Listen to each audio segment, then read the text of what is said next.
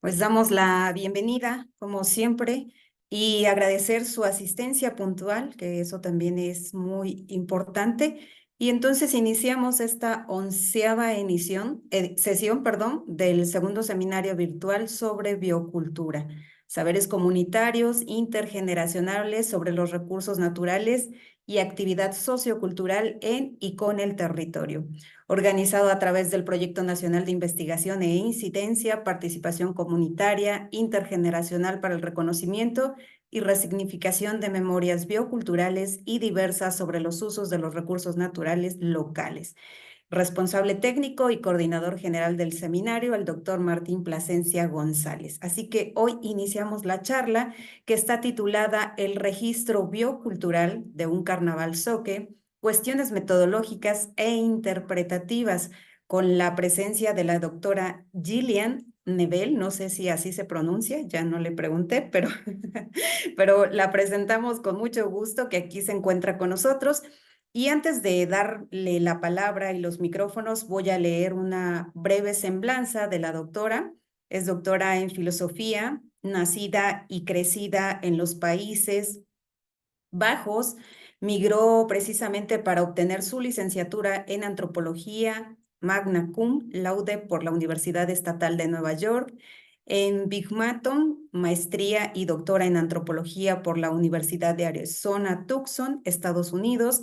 Actualmente dirige la Cátedra de Investigadora por México del Consejo Nacional de Humanidades, Ciencias y Tecnologías, CONACYT, con el proyecto de investigación Carnaval Zoque, la naturaleza presente en la tradición y modernidad en Chiapas.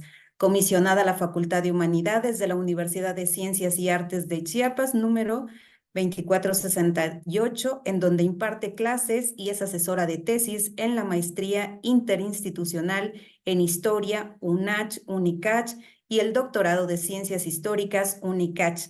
Sus temas de especialización es la cultura zoque, el carnaval, bioculturalidad, patrimonio, cultura intangible, identidad y formación de Estado, y nacionalismo, memoria y museología. Es nivel 1 en el Sistema Nacional de Investigadores e investigadora honorífica en el Sistema Estatal de Investigadores de Chiapas.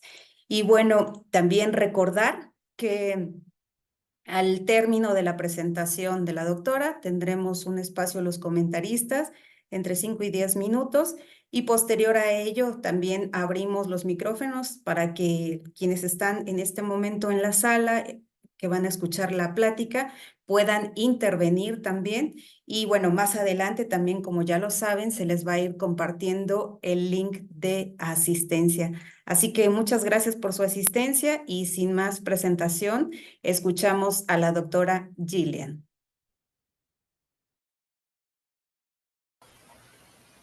Muchísimas gracias, ¿no?, por la presentación. También muchísimas gracias por la invitación, ¿no? Realmente es un gusto. De alguna manera no esperada, porque cuando me invitaron no sabía que existía este seminario, que tal vez cuando fue la invitación tal vez fue recién formado, no lo sé. Y también empiezo con una disculpa, porque realmente hubiera querido participar más, pero pues el horario para mí era un poco complicado. Entonces, ¿no?, siempre hay muchos quehaceres en el día y pues no siempre uno puede llegar, ¿no? Entonces, prometo ser mejor participante este semestre, ¿no? Y pues obviamente no me emocionó mucho la invitación, y me emocionó también porque es aquí local, aquí en el estado, porque pues realmente no, la bioculturalidad pues era un paradigma que yo empecé a trabajar de alguna manera muy como de mi cuenta, ¿no? Y ahorita se van a dar cuenta cómo fue. Y entonces, de que hay algo local, a mí me gustó mucho, porque de repente no me sentí tan solo en el mundo, ¿no? Como a veces nos pasa cuando estamos trabajando en la academia, ¿no? Y pues también ahí se abre pues un panorama ya de colaboración, como ya de alguna manera se ha iniciado, ¿no? El doctor Martín participó en coloquio que se hizo hace un par de meses en mayo, que para nosotros fue el segundo coloquio sobre bioculturalidad llevado a cabo en la UNICACH. Entonces, pues ahí poquito a poquito ya se va sumando, ¿no? Y se va fortaleciendo. Entonces, pues realmente es un gusto, ¿no? Estar aquí y pues pedí una fecha como que más después, porque es un estudio, ¿no? Lo que ahorita voy a hablar, ¿no? Se puede decir fácilmente en una hora, pues es un trabajo de 10 años y obviamente pues de todo el entrenamiento que uno hace antes de llegar a tener un proyecto más grande, ¿no? Entonces, todo lo que se dice ahora ya es el síntesis de mucho pensar, de mucha frustración, de mucho cuestionamiento, donde también para mí, como ya se leo en la presentación, ¿no? De quién soy yo, pues yo vengo de los Países Bajos. Mi papá es arqueólogo, mi mamá era geógrafa social, entonces son muchas preguntas que desde chiquita de alguna manera uno lo ha estado trabajando. Mi papá trabajó mucho con los esquimales en Alaska, como también con diferentes grupos en Europa nórdico. Entonces mucho de circumpolar y pues, ¿no? Siempre mi papá me decía, tú ve lejos de mí, haz tu propio nombre, haz tu propio lugar, y pues llego a México por medio de los Estados Unidos, primero en la costa este y luego ya en el suroeste. Entonces, pues son muchas diferentes culturas y muchos diferentes ecosistemas y muchos diferentes sistemas de adaptación, podemos decir, ¿no? Entonces fui desde áreas circumpolares, se puede decir, cazadores-recolectores de Europa a cazadores-recolectores de los Estados Unidos, de la zona desértica, ¿no? Aquí al sur de México, donde pues el ambiente es muy diferente, la adaptación es muy diferente, la historia en parte es muy diferente. Entonces, pues son retos que uno trata de sobrellevar y pues como, ¿no? Seguramente Martín me va a hacer segundo, que pues una parte de tu vida personal va mezclado con el parte académico y viceversa, ¿no? Entonces ya son muchas discusiones y muchas discusiones también donde yo sigo buscando una retroalimentación y busco, ¿no? También ver lo que para mí tal vez es obvio, para otros no lo es y al revés, ¿no? Entonces, estas oportunidades de dar una presentación te permite, ¿no? Escucharte, ponerte orden a ti mismo y luego pues la retroalimentación de todos ustedes, ¿no? Entonces también, por favor, al final, ¿no? Ninguna pregunta ojalá va a quedar sin respuesta y pues todo se va a preguntar, ¿no? Si pueden cambiar la diapositiva, por favor.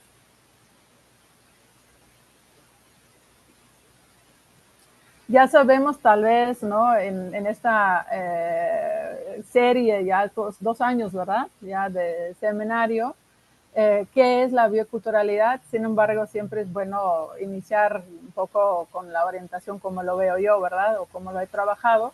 Entonces, pues para mí es un paradigma emergente desde los años 2000.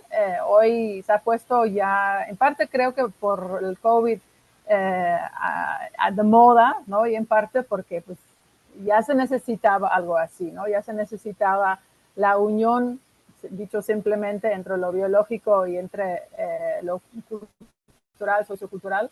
Entonces, ya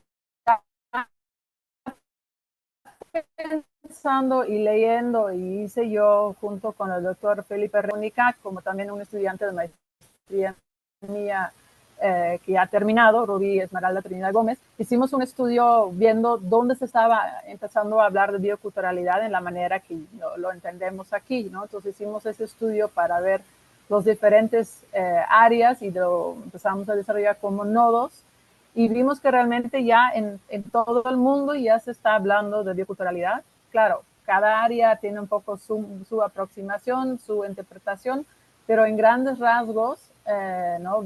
Pensamos nosotros, y dicho simplemente, la bioculturalidad estudia y se ocupa de las interacciones o la interactividad entre elementos de la naturaleza, los biomas, especies, lo abiótico también, con el Homo sapiens desde su origen, permitiendo ver y comprender la complejidad y el dinamismo de esta interacción, con el objetivo de entender y alcanzar un equilibrio o articulación más sostenible y sustentable, atendiendo a la vez, tal vez a veces un poco más utópico o no al futuro alcance, la inequidad estructural del mundo actual desde una óptica más biocéntrica a lo que ha operado hasta el momento. Entonces vemos directo desde esa definición, un poco largo, que la bioculturalidad de alguna manera va mano a mano con conceptos como la crisis planetaria, la crisis civilizatoria, los términos del antropoceno, los capitoloceno,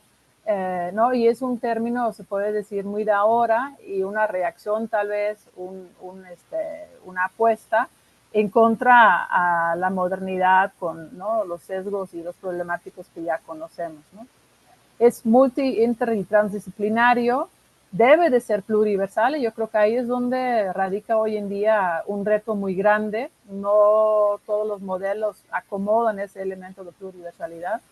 Es altamente contextual porque pues donde tú vas viendo la bioculturalidad, esas condiciones en ese lugar define cómo es esa bioculturalidad, ¿no?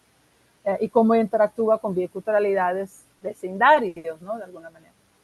Es localizado, o sea, a fuerza se mira a lo global y se mira también lo meramente local, ¿no? Entonces ahí es donde tenemos también esa vinculación y ahí es donde yo adscribo a lo que Bruno Latour ha dicho en un libro que se llama Down to Earth, ¿no? No sé cómo lo traducen ese libro en español, pero bajando hasta la tierra será. Donde él argumenta que realmente las discusiones que debemos de tener no es de que si izquierda o derecha, más bien, ¿no?, local y global, cómo lo llevamos a un equilibrio que funciona para todo el planeta y de alguna manera de todas las especies, ¿no? Y es algo también polifónico, ¿no? O sea, tiene muchas voces, muchos significados, muchos sonidos. Entonces, si vamos a la siguiente, desde esa comprensión y desde esa lectura de diferentes fuentes, no solo lo que muchas veces en México se escucha es, ¿no?, el trabajo de Víctor Toledo, de Narciso Barrero Basols o de Eckhart Boge, hay muchos más que escriben sobre bioculturalidad y desde diferentes disciplinas, ¿no? Entonces realmente incluir esas perspectivas y las diferentes miradas y fuerzas y epistemologías de diferentes disciplinas ayuda a fortalecer, ¿no?, el paradigma de bioculturalidad, porque realmente incluye muchos elementos. No voy aquí a leer la lista.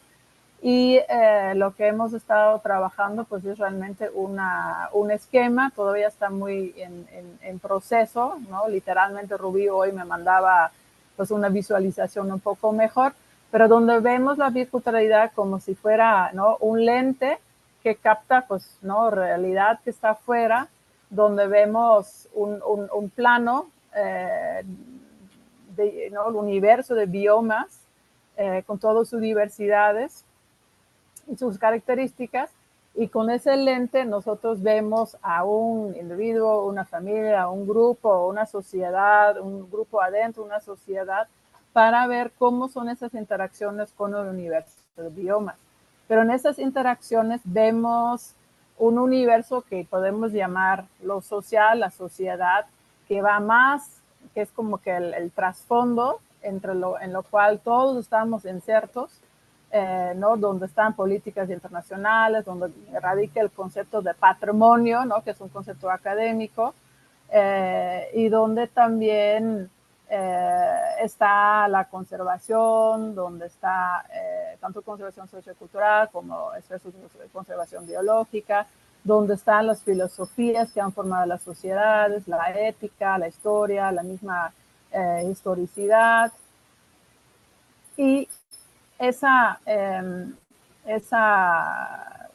universo, podemos decir, social, cada grupo, cada individuo, cada familia está interactuando desde su cosmovisión, desde su realidad social y cultural, desde su lengua o lenguas y desde su visión semiótica, ¿no? Entonces, esa genera esa interactividad esa mirada hacia la bioma particular a un lugar, particular a una familia, particular a un individual, y también obviamente una praxis y también pues una memoria biocultural, ¿no? Donde ya cómo nos hemos formado en el pasado influencia cómo estamos hoy, y también donde la proyección hacia un futuro tiene un elemento reflexivo, porque hacia eso, ¿no? Aspiramos a ciertos valores, sean esos valores conscientes o no conscientes, ¿no? Entonces, obviamente en la bioculturalidad, pues el objetivo es crear esas conciencias, crear esas comprensiones, cómo funcionan todos los elementos para, ¿no? Y ahí es donde estamos aquí en el club biocultural, ¿no? Queremos mejores condiciones, mejores equilibrios, mejores relaciones a un futuro, ¿no? Que no excluye, pues, ¿no? Que comemos carne, que tenemos ropa hecha, ¿no? De animales, etcétera, etcétera. O sea, no estamos hablando aquí de una utopía donde vamos a vivir en un estado que nunca realmente ¿no? ha existido. O sea, todos somos seres humanos, todos somos omnívoros, y en ese sentido, con esos equilibrios, podemos sobrevivir, ¿no? Entonces, esa es un poco el universo biocultural como lo vemos nosotros, con todos esos elementos. Si van a la siguiente, por favor. Y pensamos, ¿no? En parte lo hemos desarrollado, ¿no? O sea, es innegable que Toledo, Bogue y Narciso Varela Busol son, ¿no? Se puede decir, principales, ¿no? Que son nuestros ancestros, que son nuestros abuelos, ¿no? De donde nos enfocamos en la bioculturalidad, pero donde vemos el esquema que ellos presenten, y literal, esa diapositiva es de una sesión el año pasado, ¿no? En este seminario también, donde vemos ciertas diferencias y donde pues, ¿no? Estamos creando una propuesta un poco diferente, ¿no? No tan enfocado exclusivamente en corpus, cosmos y praxis, pero que hay una interactividad con más campos, ¿no? Como mostraba en el esquema anterior, donde sí la ontología es importante, ¿no? Con horizontes ontológicos, pero donde también se ve más presente lo social, donde también se ve más presente lo semiótico. Y esos son elementos, ¿no? que queremos trabajar más, pero lo que sobre todo en esta ponencia de hoy quiero trabajar no tanto ese esquema, porque eso todavía está en trabajo y lo necesitamos mejorar un poquito, pero lo que quiero enfocar es más en la metodología. También, pues obviamente la metodología va mano en mano con el elemento teórico, ¿no? Entonces, si van a la siguiente, por favor. Ajá. Entonces, quiero preguntar, porque los modelos son muy claros, ¿no? Y cuando lee uno los libros de Toledo o de otros, o de Rodríguez del Amo, por ejemplo, intuitivamente sabemos que es biocultural, pero cuando ya vas a campo, dices, chispas, ¿dónde empiezo? ¿Y dónde sigo? ¿Y cómo llego a ¿no? Esa magia biocultural, esa comprensión? ¿Realmente qué es esa comprensión? ¿No? Decir que alguien está usando una rama de flores, pues sí es un elemento, pero no capta todo, ¿no? Entonces, la siguiente, por favor. Entonces, ¿cuál es precisamente su camino metodológico, no?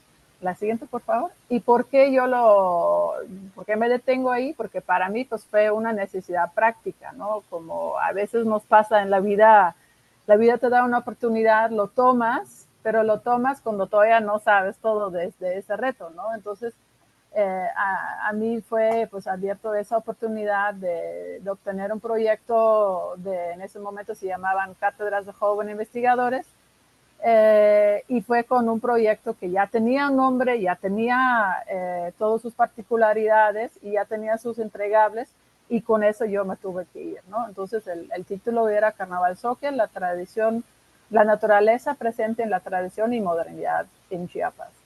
Entonces, el título muy grande, ¿no? Entonces, pues ya fueron 4 carnavales. Si van, regreso uno, por favor. Ajá. Entonces, fue el carnaval de Copainala.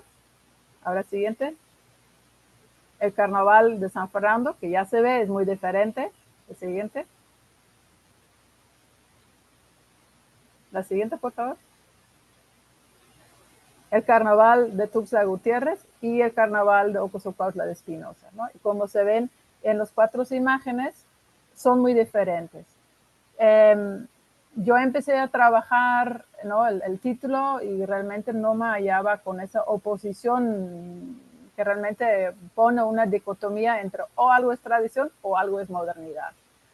Y de los dos términos, pues son términos que se han discutido mucho y te pone en ese reto de tener que mostrar que algo es tradicional o que ya es moderno, ¿no? Y si algo es moderno, pues ya está decaído la tradición, ¿no? Ya está influenciado, ya no es válido.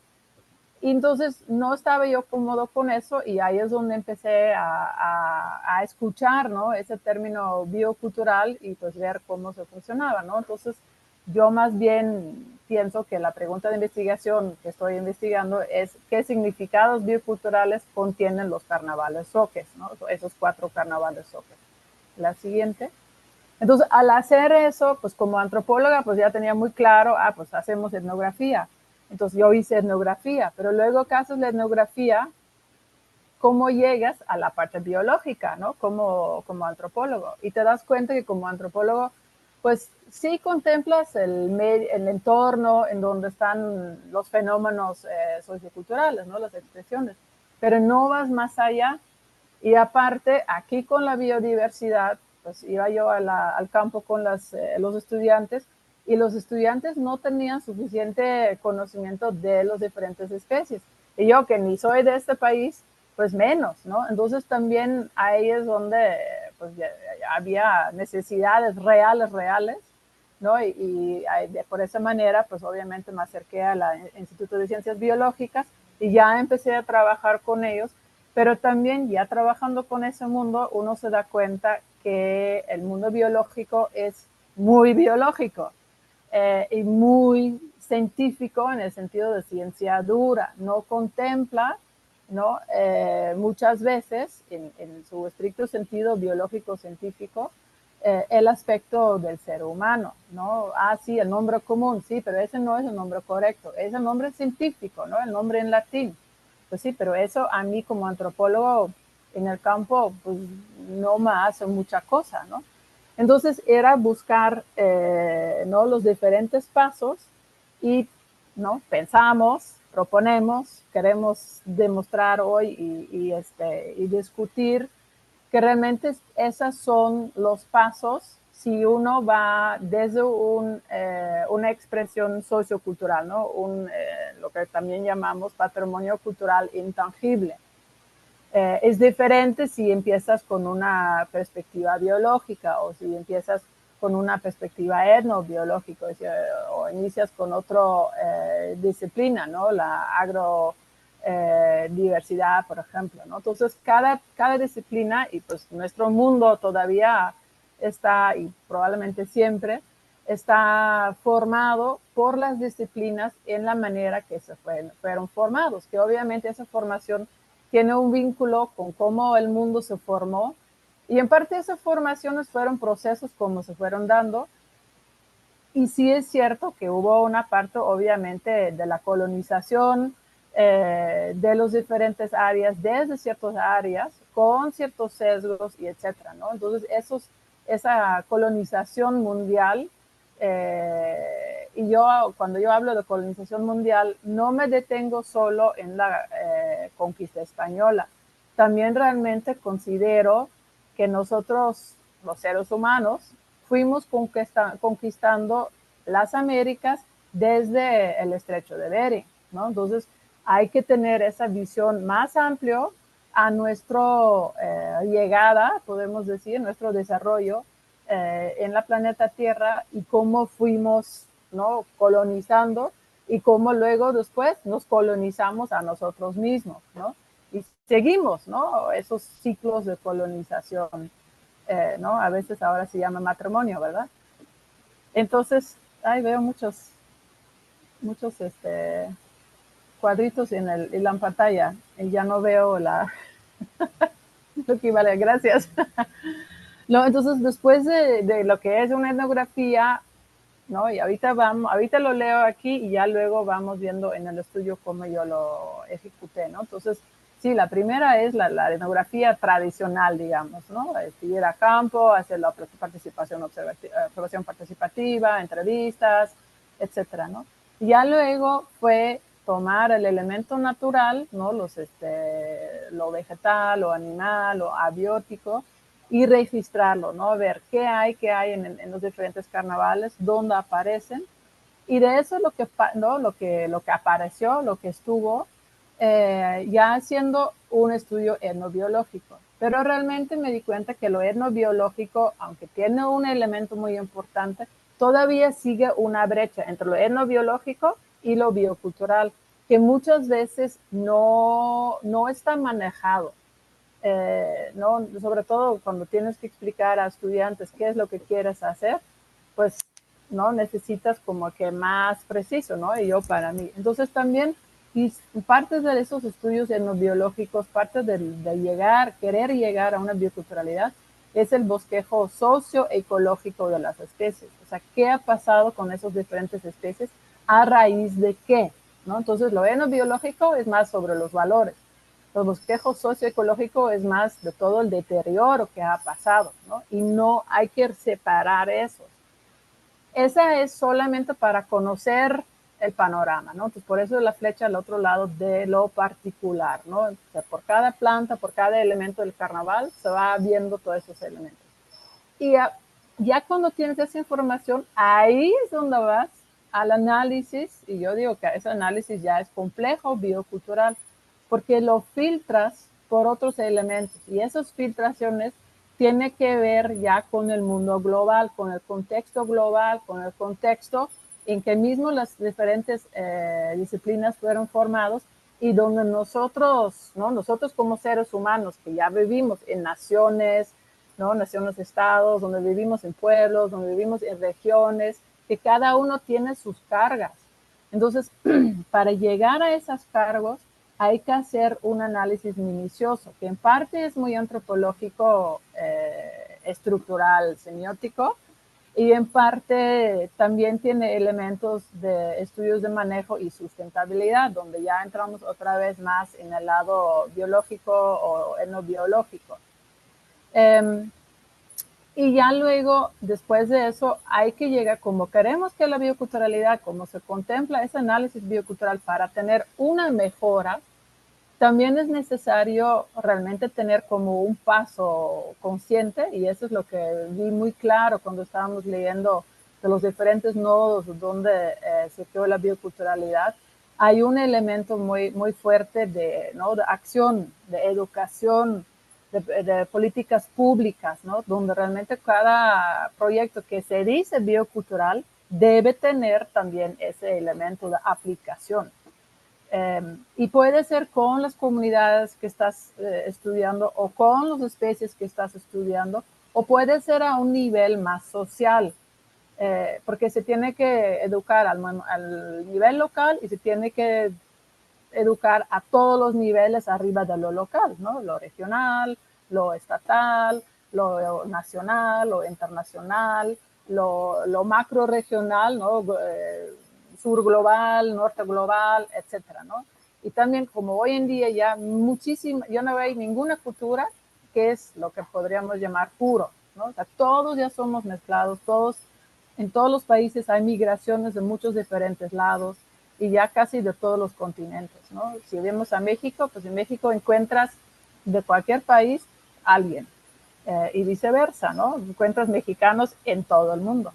Entonces, ya esas divisiones de colonizado y colonizador sí siguen relevantes, pero no es el mundo completo, ¿no? Ya debemos de superar ese elemento y tener una visión más compleja. Siguiente, por favor.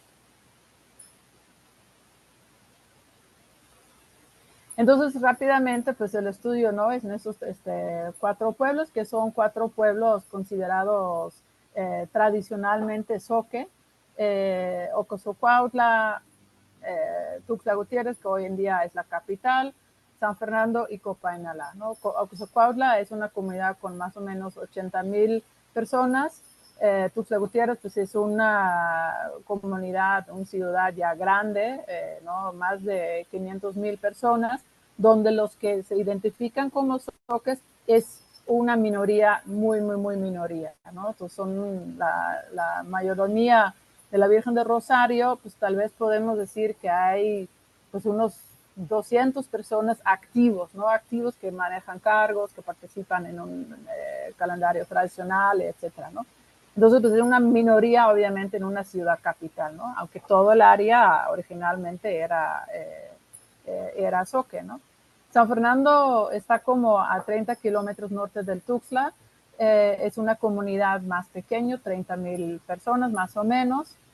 Y Copainalá es ya considerado parte de las montañas Zoques, cuando los otros pueblos son depresión central. Y Copainalá el municipio tiene alrededor de 20,000 personas.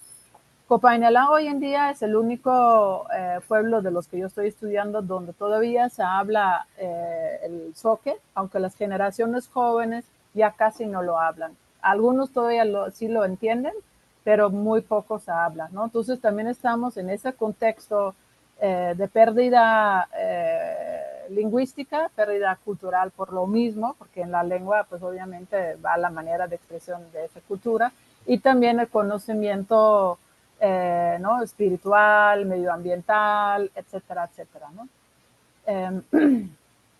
Entonces, no, menciono que sí es una, ahí sí, sigue, está bien, ¿no? Que esa área Zoque, pues era un área bastante amplio, ¿no? Es una de las culturas madres de Chiapas. Se discuta si los olmecas eran zoques o los zoques eran olmecas o cómo está. No, realmente lo aceptado entre los arqueólogos es que primero había la tradición olmeca y que después se puede identificar mediante la cerámica, ¿no? Una presencia de una cultura particular, el zoque, ¿no? Alrededor de 500 años antes de Cristo. Entonces siempre han sido agricultores, viven en un área muy kárstica, en las montañas, pues, ¿no? Como ya se dice, montañas, entonces hay montañas altos y hay valles, y en la depresión central, dando ya al istmo, porque también en Oaxaca, al este de Oaxaca, también hay zoques. Entonces ahí es donde pues hay el paso del istmo.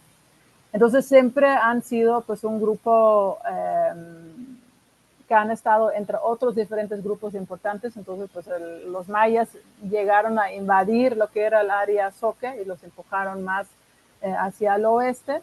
Luego llegaron los tribus chiapanecas desde el centro América, subieron y ¿no? desplazaron más a los zoques, luego llegaron los mexicas, entonces también los zoques ya tienen como muchos ciclos de tener que adaptarse en ambientes y con otros tribus pues hostiles, eh, y luego obviamente pues llegan los españoles, ¿no? Los zoques mantienen una cosmovisión que no podemos llamar mesoamericano, donde pues hay el terreno, la tierra, ¿no? El Nazjama, donde vivimos todos.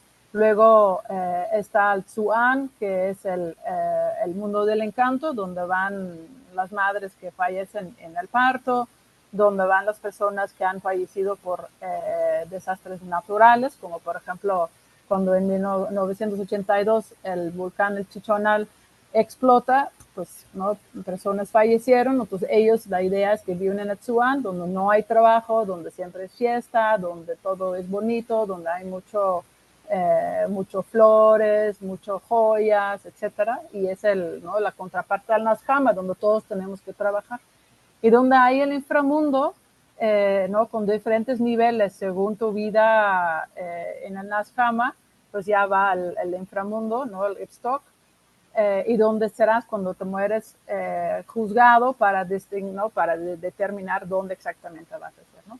Y esa visión de vida también lo podemos aplicar al día, lo podemos aplicar al año, lo podemos aplicar a la vida de uno, ¿no? Entonces la juventud es el mundo joven, es el chuan, es el encanto, todo es fácil, ¿no? Donde la vida adulta, pues ya es el nashama, donde pues tienes que trabajar, ¿no? Y donde ya cuando te haces viejo, pues ya te estás acercando al livestock, ¿no? A la oscuridad, pues según como has estado en la vida adulta, pues a lo mejor tienes dolor de rodilla, pero todavía puedes brincar, ¿no? O si has abusado mucho de tus rodillas, pues ya no puedes usarlos, ¿no? Entonces hay ese espejo y donde el mundo más oscuro, pues ya es la muerte, ¿no? Entonces en la mañana nace el día, es el chuan, es blanco, todo está maravilloso, no sé si ustedes han estado cuando nace el día, esa es una sensación muy bonita, ¿no? Realmente, pues llega la luz, ¿no? Y llega la esperanza del día. El día avanza, ¿no? Y ya en el atardecer, pues ya se hace como más pesado y ya se muere, ¿no? El sol. Y hay la lucha para ver si otra vez va a renacer, ¿no? Entonces, esos ciclos creo que quiero pensar que, ¿no? En ese seminario ya los más o menos conocemos, entonces pues los soques también manejan esos cosmovisión, esos elementos. Si sigues a la siguiente, por favor.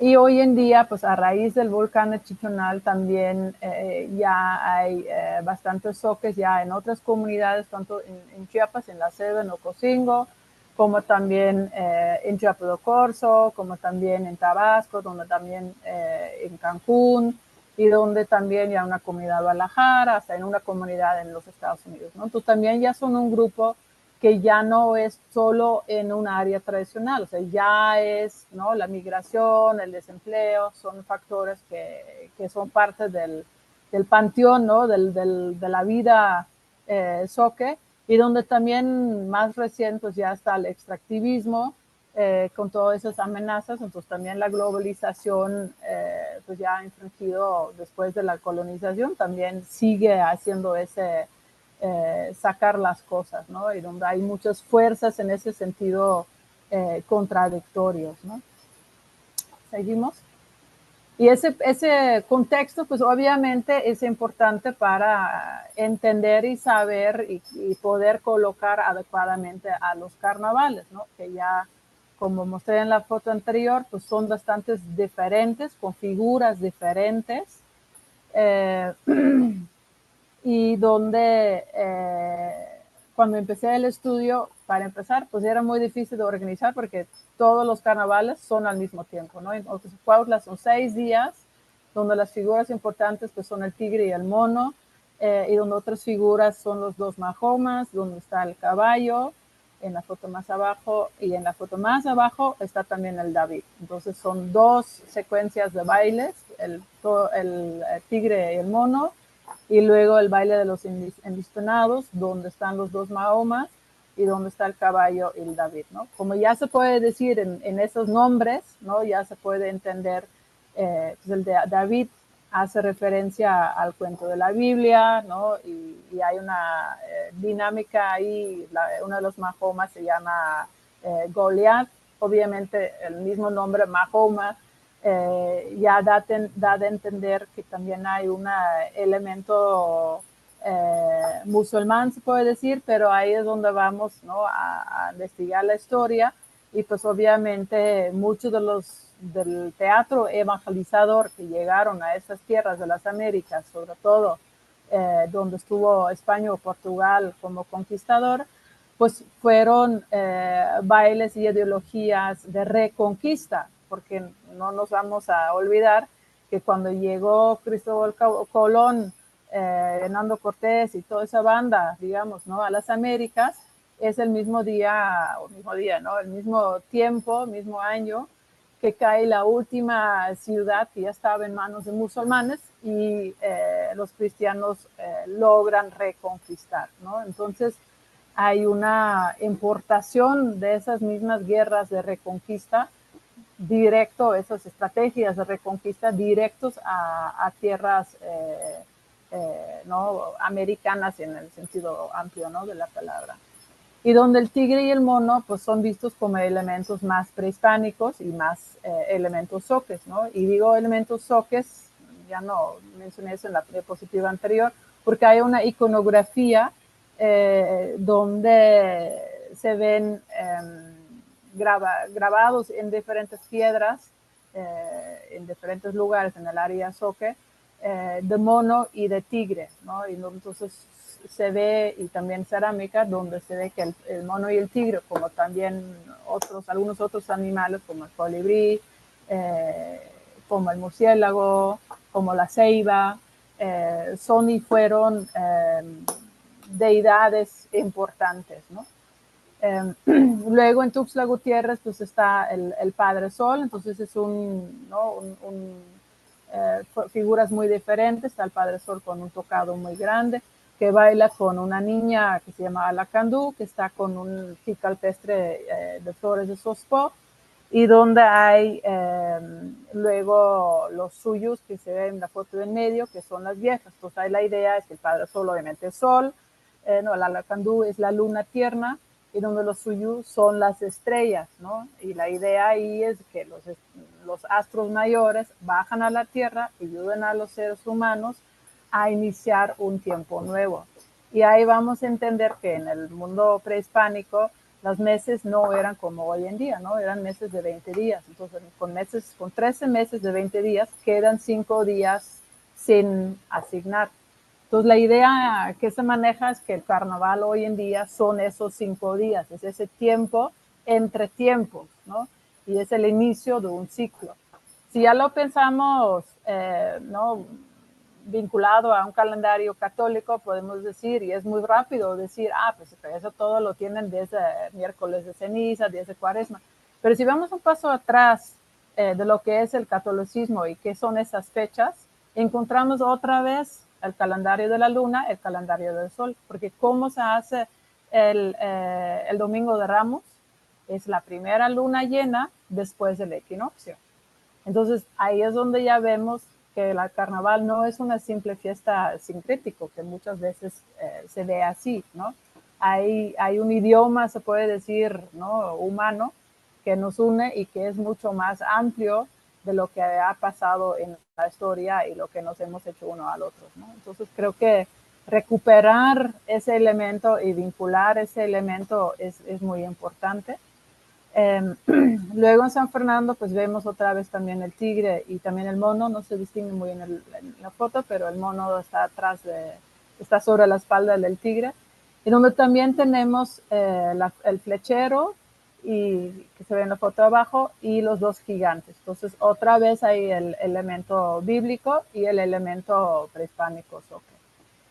Y luego en Copainalá se tiene una figura que se llama Huella Huella, que es el señor del monte, el señor del viento, ¿no? Entonces regresamos ahí una terminología cosmovisión tradicional.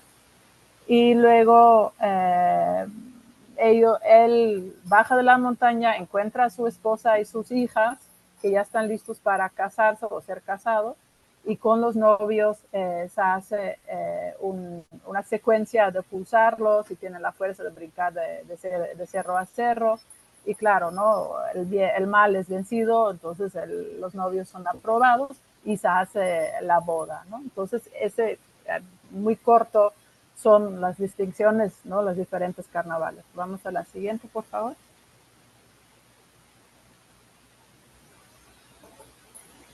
La siguiente, por favor. Ya. Entonces, pues, ¿no? Etnográficamente, pues, estudié los 4 carnavales con muchos estudiantes, y, ¿no? Gracias al WhatsApp, y ir un día, ¿no? Otro día al otro, y etcétera, y con, obviamente, la aprobación de las comunidades. Y también, pues, entendiendo el carnaval es parte de una calendarización anual, ¿no? Entonces, hay otras fiestas que dan lógica y lugar y distingue y da particularidad al carnaval, ¿no? Entonces, pues ya al estudiar todos, ¿no? Un elemento que hacemos en la antropología, pues es, ¿no? ver cómo está estructurado, ¿no? Cómo está el fenómeno que existe, cómo está compuesto. Entonces, ¿no? Si vemos al carnaval, pues la duración es un elemento importante. Los diferentes días tienen secuencias, que aquí no me da el tiempo de explicar todo eso. Y hay secuencias diferentes, como también hay figuras diferentes, pero también hay elementos similares, ¿no? Entonces, en un cuadro que aquí va también muy resumido, no trate, ¿no? Una esquematización como académico siempre nos apoya para manejar un control sobre todas las diversidades y nos ayuda a entender pues, qué es diversidad, ¿no? Diferencias entre uno y otro y qué son los elementos en común, ¿no? Entonces, vi que en realmente todos los carnavales la duración es importante, hay bailes, hay personajes, pero lugares también son importantes. Podemos casi decir que los lugares son otros tipos de personajes, ¿no? Entonces, en Coita y en San Fernando, la figura de Covina es muy importante, que Dolores Aramoni y Carolina Rivera Farfán explican que Covina es tanto el lugar, la casa de los deidades, como también el jefe de esa casa. Entonces, en los Covina, ¿no? Hoy en día en Coita se escribe ya castellanizado, Covina, C-O-H-U-I-N-A, y en San Fernando se escribe la manera que algunos argumentan que es el soque tradicional, otros dicen que debería de ser con una K y sin acento en la A. Rivera Farfán lo menciona así, entonces para no entrar en todas esas discusiones donde en esas comunidades ya no se habla el soque de la variante que se hablaba ahí. Tristemente San Fernando, uno de los últimos que todavía hablaba algunas palabras, falleció justo al inicio de mi investigación y en Coita ya no encontré.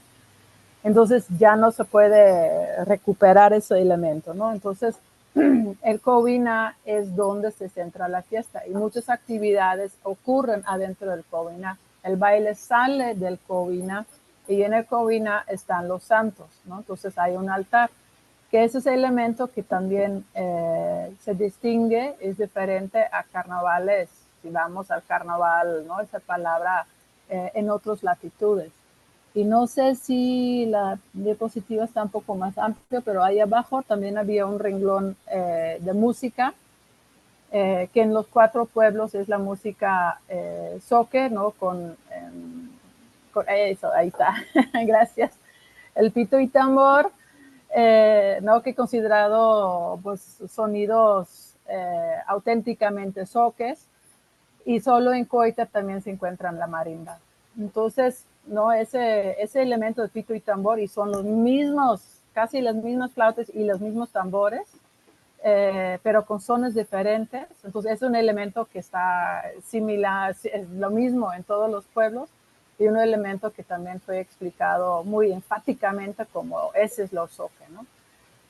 Entonces, para avanzar en el análisis, después de tener ese universo más o menos mapeado, seguimos. No, empecé ya a realmente pues entrar como que más profundo y a contrastar con la literatura, ¿no? La literatura sobre carnaval en el mundo, ¿no? ¿Qué es ese fenómeno? ¿Cómo otros teóricos lo mencionan? ¿Qué es un carnaval en Europa? ¿Qué es un carnaval en el Caribe? ¿Qué es un carnaval en Sudamérica? Etcétera, ¿no? Y ahí es donde empecé a ver que, pues, nuestros carnavales aquí en Chiapas, pues sí tienen ciertas particularidades, ¿no? Como también en muchas áreas originarios en México, porque hay un santo, hay un altar, se hacen acciones en frente del altar. Los personajes son cada año los mismos, ¿no? O sea, no puedes hacer cambios. La ropa es pasado de un carguero a otro carguero, ¿no? Es de la comunidad. Se incluyen días de preparación. Entonces, por ejemplo, en Copainala, para hacer un ejemplo, el sábado, antes de miércoles de ceniza, se une en la mañana a la comunidad tradicional y se hace un acheku, que es lo que se ve en la foto donde está el altar. Se ve un arco con hojas y flores amarados. Ese es el acheku. Ahí es donde se tiene la ropa enfrente que se usa para los diferentes personajes.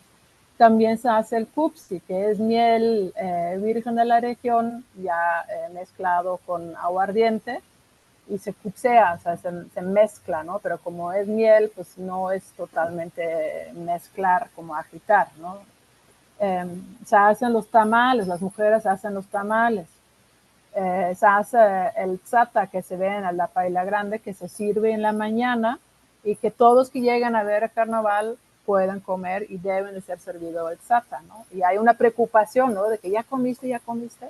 Y ya cuando todos han comido y los danzantes han vestido, hacen un baile en la casa del promotor y de ahí salen, ¿no? Entonces hay también realmente ese concepto de que sales de una casa y regresas a una casa, ¿no?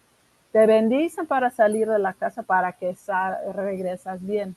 Y se baila en la comunidad, en casas de personas que han sido danzantes antes y las diferentes iglesias tradicionales de los barrios originales del pueblo. Entonces hay lo que llama Vicaira, una reterritorialización muy importante de la comunidad, de la tradición, de una cosmovisión, ¿no? Entonces, en ese momento el pueblo no es pueblo, ¿no? En ese momento es el territorio del huella huella, el quien grita, grita, así es la tradición. Entonces, realmente se hablaba más de Etze, no se hablaba tanto de carnaval. Si hablan español, bueno, carnaval, pero si hablan entre ellos, no los soques, y cuando ya me explicaban más, no, pues es que es realmente nosotros bailamos, ¿no? No celebramos carnaval, hacemos el Etze, el baile. Y las otras comunidades me decían muy similar, ¿no? Muy igual. Entonces, por eso también ya los comillos, que no podemos decir simplemente, es un carnaval, ¿no? Realmente hay muchos más capas abajo de eso. ¿Seguimos? ¿Seguimos, por favor? No, ese es el pulsar y ese es el brincar. ¿Puedes regresar? Creo que se brincó uno. Ajá. ¿No? Y donde también los músicos son parte, o sea, no se puede bailar, no se pueden mover si no hay el acompañamiento de la música, ¿no? Entonces la música tiene una dimensión tan importante como el baile, ¿no? Y se habla del maestro músico y el maestro baile, ¿no? Y luego hay la maestra de cocinera y el maestro del acheco, ¿no? Entonces ahí es donde ya empezamos a ver categorías, se puede decir, que también pues fueron importantes para lo biocultural. Vamos a la siguiente. ¿No? Hay las diferentes iglesias donde se repite el mismo baile y se ocupa todo el día. En Copainalá, por razones de que mucha gente ya trabaja en otros lados, se hace el domingo el baile y ya no se baila ni martes, ni lunes, ni martes, como antes sí se hacía. Entonces eso sí es algo que pues todos me remarcan como muy triste, y también como muchos costumbristas me decían, oye, cada año hay menos personas, ¿no? Entonces, y menos personas que lo ejecutan, porque cuando yo lo empecé a observar, todavía el diálogo que se hace entre el huella y la esposa, el huella y los novios, era completamente en soque, y donde los dos lados hablaban fluido soque. Entonces había muchas bromas, muchas indirectas que luego, ¿no?, me explicaban. Y hoy en día, pues quien ya a veces bailan ya no son hablantes fluidos, entonces ya se vuelve un diálogo aprendido, ¿no? Y un diálogo más formal, podemos decir, ¿no? Y se pierde una cierta flexibilidad, ¿no? Y pues yo supongo que en el futuro incluso hay riesgo que ya ni habrá ningún diálogo en soque, ¿no? Y ese es el único carnaval donde todavía hay un elemento de lengua soque, y donde va a vincular también pues la idea de la región Mezcalapa, ¿no? De que no somos Chiapas, no, somos Mezcalapa. ¿Seguimos? La siguiente. ¿No? Y donde entre los bailes se sirve comida, se sirve el cupsi, y esos descansos es considerado tan importante, no tan importante como el baile, porque ahí es donde, y literal, o sea, parece que es todo el pueblo que está, y viene el baile, todos salen, ¿no? Y una casa o dos casas ya ofrecen ¿no? Y se consideran importante que todas las personas que están obtienen algo, ¿no? Entonces los bienes son compartidos siempre de manera comunitaria, ¿no? Y el consumo es comunitario. ¿Seguimos? Y también en el carnaval, en el baile, al final se entrega el relique, que es un ramo, no ramo, pero son diferentes florecitos o elementos del altar del casa promotor que se lleva a la persona que va a ser el promotor, o en este caso la promotora, el siguiente año. En Copainalá, el cambio de cargo, podemos decir, es año tras año.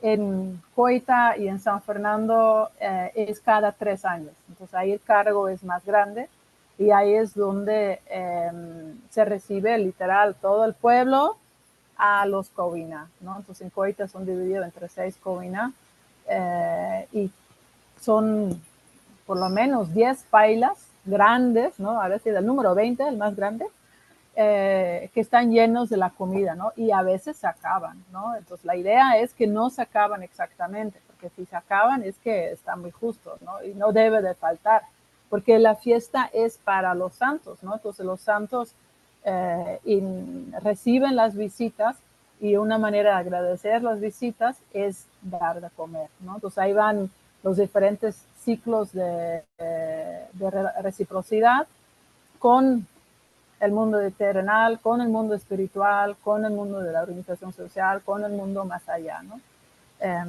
¿Seguimos?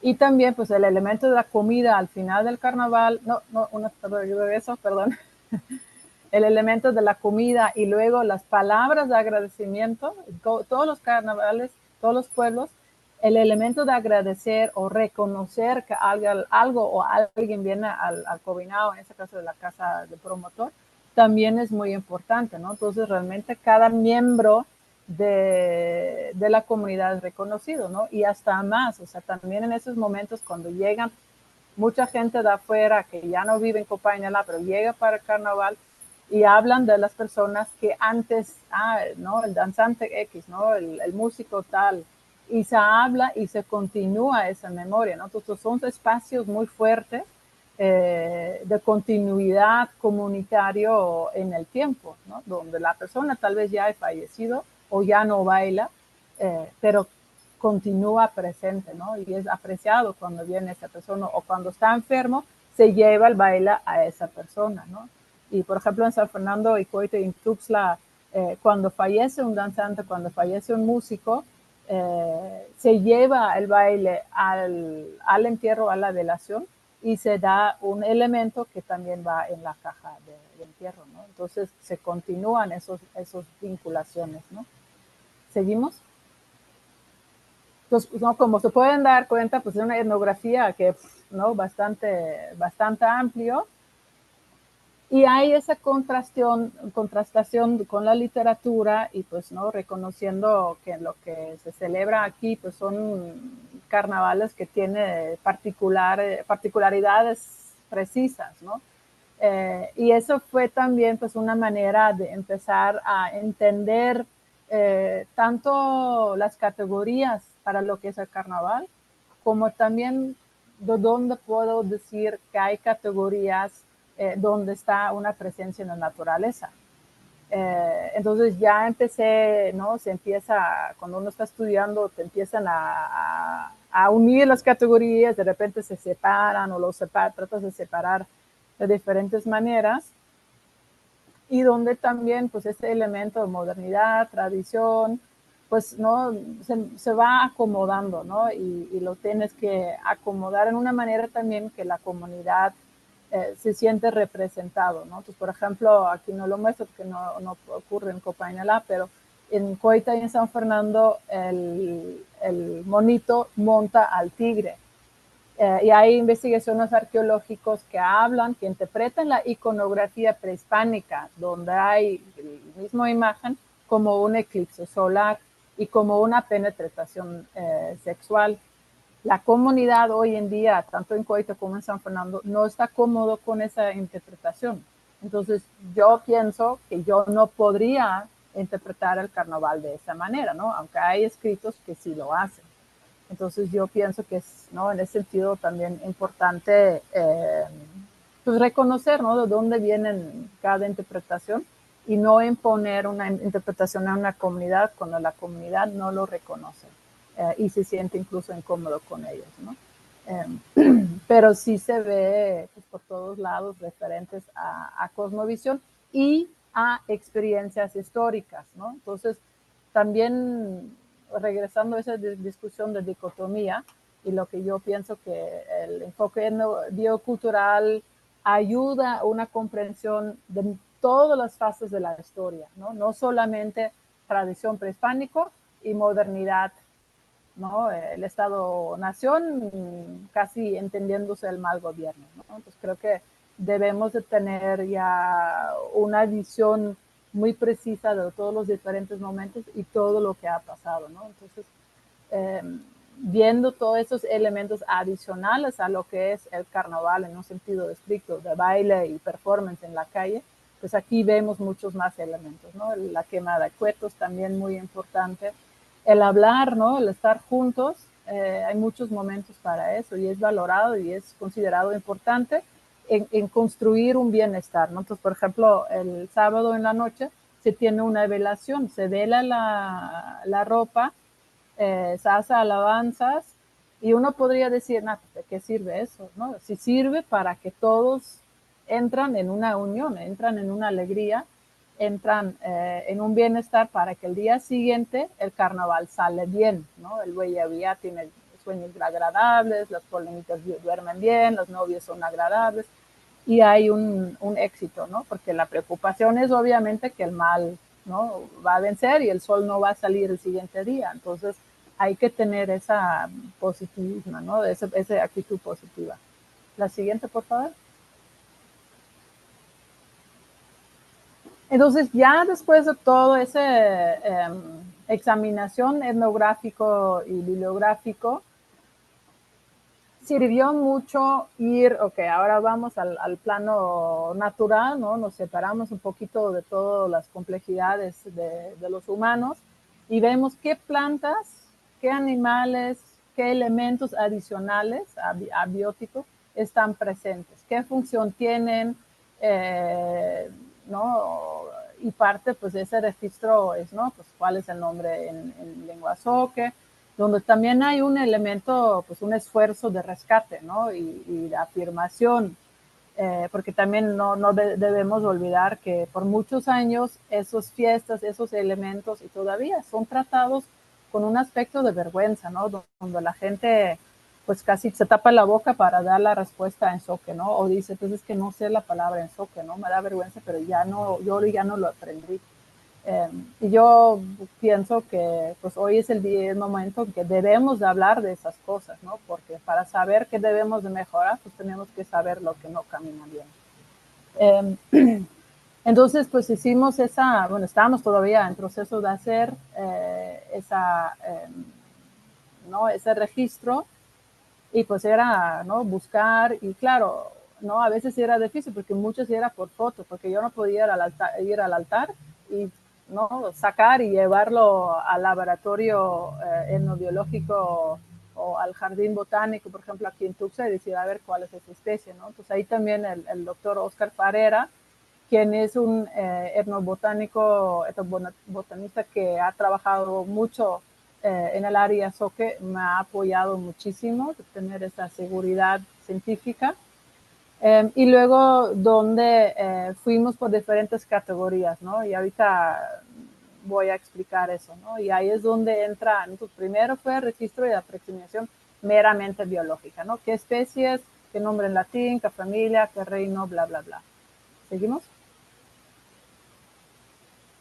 Y eso ya luego, ok, ¿dónde? ¿No? Entonces ya eran listas enormes, pero pues con una lista enorme no llego muy lejos, ¿no? Entonces quería yo hacer más allá de muchos de los listados que existen. Y una categoría que sí se contempla muchas veces en un análisis etnobiológico es qué utilidad, pero veía yo que en los registros etnobiológicos, pues las utilidades era utilitario, cocina, o ceremonial, ¿no? Y la categoría ceremonial es como que cubre todo y a la misma vez pues no dice nada, ¿no? Entonces, yo más bien desde las categorías de carnaval, ¿no? Las áreas de lo que constituye el fenómeno carnaval en el área Soque, fui viendo dónde está la naturaleza, dónde hay mucha naturaleza presente. Y en Copainalá, ¿no? Pienso yo que son realmente 4 categorías, ¿no? Macro categorías. Podemos decir los Achecu, ¿no? Donde obviamente ya lo vimos en la foto del altar y donde también en la puerta de la casa de promotor está el Unachecu. Luego obviamente en la danza y la vestimenta. Luego en la música, ¿no? La flauta es de carizo, el tambor es de madera, de isle y de piel de venado, o si no, ya no se puede encontrar piel de venado, pues ya lo reemplaza con otras pieles. Y obviamente la gastronomía, ¿no? Entonces son esas 4 categorías, pues ya es una categorización diferente, es una mirada a un carnaval diferente a lo que se obtiene si solo se considera categorías culturales, ¿no? Entonces eso, pienso yo, ya es un avance, ya es una mirada diferente, ¿no? Es una mirada más allá de, bueno, ese es tradicional y ese es moderno, ¿no? Entonces, bueno, tenemos las macrocategorías, estupendo, ¿no? Claude Levi-Strauss, que era el antropólogo del estructuralismo, diría, bueno, te tienes las categorías, adentro de las categorías hay otras categorías, ¿no? Entonces hay que seguir estudiando y qué relaciones bioculturales, cognitivas, semiótico-culturales, socioecológicos y cosmo-ontológicos son expresados, porque también las categorizaciones que manejamos reflejan nuestra manera de ver el mundo, ¿no? Las mismas palabras que usamos delatan, si la queremos ver así, ¿no? De dónde seamos, de cómo somos, y etcétera, ¿no? Y para llegar, ¿no? Justamente había quien pregunta, entonces, ¿en cómo miramos o interpretamos el carnaval? ¿Cierto? Para entender realmente cómo en Copainalá, desde lo biocultural, se entiende el carnaval, pues, ¿no? Vamos a un análisis todavía un poquito más al fondo. Seguimos, por favor. Ya sé que tengo como 10 minutitos más. La siguiente, por favor. Entonces, ya todos esos grandes listados los organizamos en las diferentes áreas bioculturales, ¿no? Entonces, ya llega una categorización más precisa, porque puedes ver qué especies están en todos, qué especies solo están en una categoría, ¿no? Y qué hacen las especies que están, qué función tienen, ¿no? Entonces ya fuimos a pues una categorización más profundo, o un análisis más profundo. ¿Seguimos? De lo cual, la siguiente, gracias. ¿No? De la cual aquí no puedo, no, obviamente se entiende que este es un estudio enorme, ¿no? 4 carnavales y ya las diferentes categorías en cada carnaval, pues aquí nomás voy a agarrar tantito, porque el objetivo es realmente esa metodología, ¿no? Entonces los Achecu ya es hacer un análisis semiótico sociocultural ontológico. ¿A qué me refiero con eso? No sé qué tan ustedes están conocedores de las teorías semióticas, pero creo que de la palabra simbología todos lo sabemos, ¿no? ¿Qué es un símbolo? Pues el águila de México, ¿no? Ya como digo, la águila, si yo digo águila de México, todos ya tenemos una imagen, ¿no? Y todos sabemos que tiene una referencia a historias, ¿no? En gran parte contado, ¿no? Del inicio del Estado-Nación mexicano, ¿no? Vinculado obviamente a la historia mexica, ¿no? Que llegaron al lago y vieron ahí un águila con una serpiente, bla, bla, bla, ¿no? Entonces, ahí es donde así se hace un símbolo. Entonces, tiene símbolos, pero un grado menor, se puede decir, de atribuir una significancia histórico, es lo que llaman indicio, ¿no? Un indicio es algo que indica, algo que da señala, pero no tiene toda la carga como lo tiene un símbolo. ¿Okay? Y luego hay icónico. Entonces, eso en las teorías semióticos, donde sobre todo Charles Peirce y Ferdinand Saussure al inicio del siglo pasado empezaron a trabajar que o sea, tenemos que entender que hay diferentes tipos de signos, ¿no? 3 diferentes de signos. Entonces ahí tienes el icono, el indicio y el símbolo. Entonces yo tuve ahí la idea de que, bueno, si aplicamos esa distinción a todos los diferentes especies, ¿no? Y voy preguntando a todas las personas, ¿esto por qué está aquí? ¿Por qué se usa ¿no? la hoja de miel con que se amarra el arco que se ve aquí en verde? ¿Por qué está el verde significa algo? ¿No? El amarillo significa algo. Entonces ahí fui pasando por todos los diferentes especies para entender si significaba algo más allá de la misma flor, ¿no? De lo que, pues, ¿no? Agarré cualquier flor y pues ahí está, ¿no? Porque también después de verlo, ¿no? Y ese estudio ya lo estoy haciendo desde 10 años, vas viendo que muchas cosas son siempre las mismas especies. Entonces, ¿por qué esas especies y no otros, ¿no? Entonces, si vamos a la siguiente. Entonces ahí fui discriminando y fui dando razón y fui catalogando como uno de los elementos de observación el tipo de uso, donde muchos eran utilitarios y muchos, no todos, eran indicios, ¿no? Entonces, indicios de ser orgánico, de ser campestre, de ser natural, pero sin un papel, una importancia en una cosmovisión original, ¿no? Aquí hablamos de la caña, aquí hablamos de la hoja de miel, ¿no? Que es esa hoja grande que se usa para forrar, para que se ve verde, ¿no? Literalmente, es una hoja verde y se ve verde. ¿Seguimos?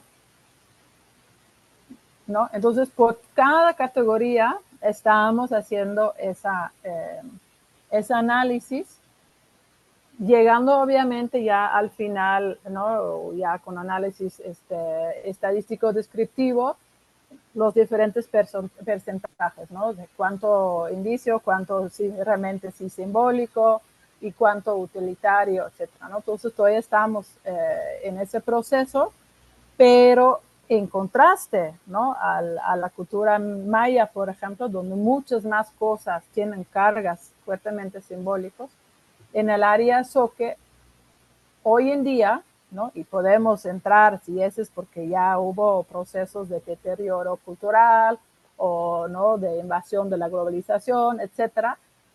No lo niego, tampoco tengo yo el tiempo para ir midiendo en cada especie ese elemento, ¿no? Entonces yo estoy tomando como una fotografía, ¿no? Veo que la mayoría es indicio, ¿no? Una parte es simbólico y una parte es indicio, ¿no? De ser orgánico, de ser campestre, de ser natural. Y, ¿no? Por extensión, un poco, mucha gente dice, pues ese es lo Zoque porque es orgánico, porque es natural. Avanzamos. Y creo que ese tipo de análisis nos lleva a una discusión mucho más interesante, mucho más lleno que simplemente decir algo es ceremonial. Porque no, algo puede ser ceremonial, pero pues el trapo a veces solamente es para evitar que caiga el agua y no hay ningún uso realmente ceremonial. ¿Okay? Entonces hay que distinguir en esas categorías exactamente para qué está. ¿Por qué? Porque a esa manera podemos ver qué plantas son importantes y con qué cargas. Y podemos iniciar un diálogo más sofisticado, ¿no? Y ahorita llego a la otra parte de ese diálogo, ¿no? Porque hay varias partes de ese diálogo, ¿no? Una parte es eso, lo semiótico. Luego, ese elemento semiótico también hay que ponerlo justamente en el contexto geohistórico, ¿no? ¿Qué es todavía se sabe? ¿Qué es lo que ya no se sabe, ¿no? Y esa examinación es mucho más amplio de lo que yo puedo abarcar, en parte porque hay muy pocos estudios arqueológicos sobre el área Soca. Hay pocas excavaciones regionales, ¿no? O sea, hay proyectos de salvamento, hay un poquito aquí, hay un poquito allá, pero no hay unas comprensiones realmente macro regionales.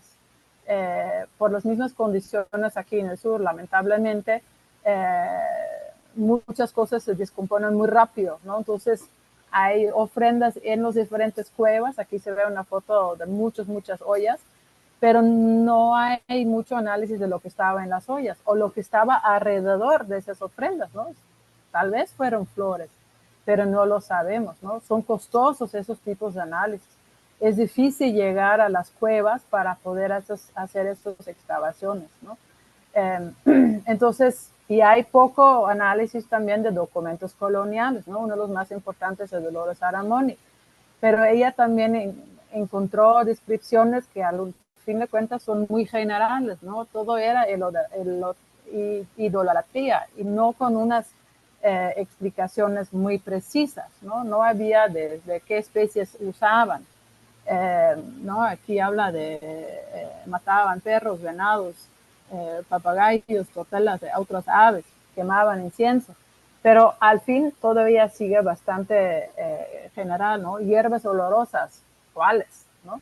Entonces, este es obviamente, pues, ¿no? Campos de investigación que todavía se tienen que hacer, que no se tienen, ¿no? Entonces, también mi estudio en ese sentido, pues, encuentra como que su limitación, ¿no? Y una parte, pues, también es la relación que tiene la gente con la historia, ¿no?